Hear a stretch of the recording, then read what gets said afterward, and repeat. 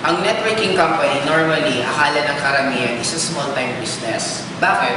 Number one, kahit sino pwedeng sumali. And normally, ang mga nag-start ng networking company dito sa Philippines, karamihan, jobless, wala, nagkaka-retire pa lang, ibig sabihin wala nang ginagawa. Noon ang gumagawa ng networking company, yung mga tipong taong ganon. Kaya lang, as times goes by, maraming tao na ngayon na nagbabago. Bakit?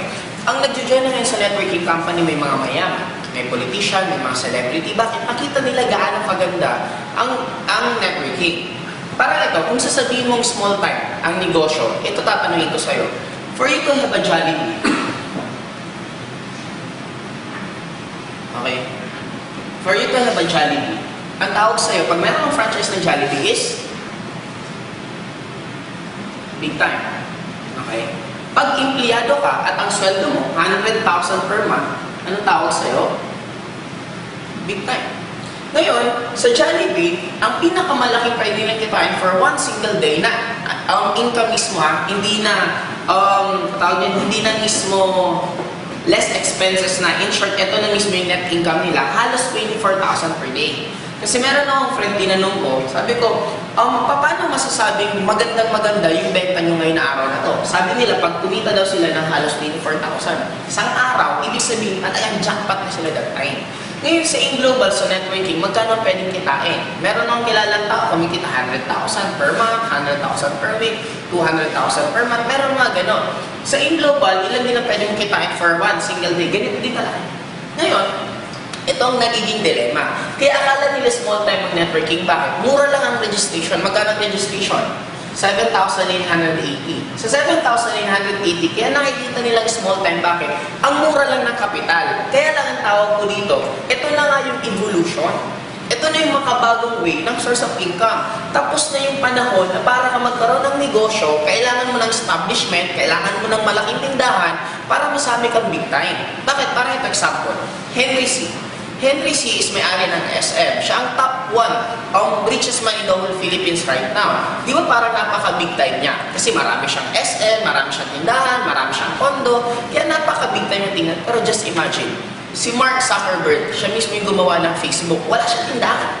Anong meron lang siya? Nasa internet. Pero sinong mas mayaman? Nasa top 20 most youngest billionaires in the United States, si Mark. Imagine mo, yun ang sinasabi ko makabago. Ano ba yung kapital niya? Nung nag-put up siya, nung Facebook, napaka-konti lang. Ito na yung makabagong way ngayon, na pwede ka naman yumaman in a short span of time. Bakit kailangan papahirapan pa sarili mo?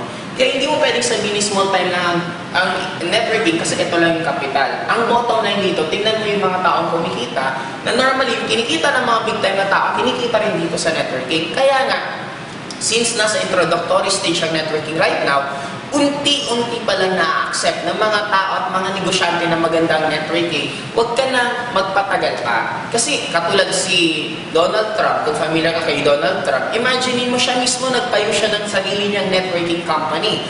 Ang isa lang tingin ko sa buhay. Ang isang negosyante, hindi yan gagawa ng isang way, hindi yan mag-spend ng isang time niya sa isang gawain kung hindi mas malaki yung kikitain niya. Ang gulang niyan, ito 100,000, ito 200,000. Tapos niya 100,000, doon siya 200,000. Ito 200,000, ito $500,000, doon siya sa $500,000. In short, nasa real estate na siya. Napaka-big time natin tingnan pag ang mga tao nag-real estate. Eh bakit si Donald Trump na nasa real estate, bakit pa siya nagtayo ng networking company?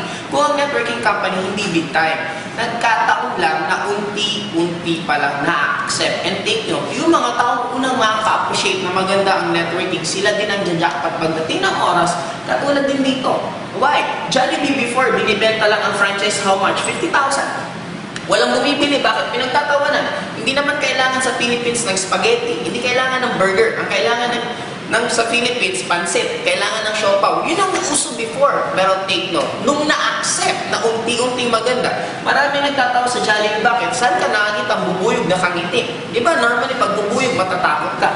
Pero maraming nagtawa. Maraming sa concept niya. Pero just imagine gaano nakabig time ang Jollibee right now. Katulad din sa networking, maraming nagtatawa, maraming kumakansya sa amin, pero just imagine this, what if pagdating ng oras, lalo siyang ma-accept at lalo yumaman, baka darating ang time, isa ka rin sa salat, sasabihin mo, sayang, sana noon pa, sana ako sumali.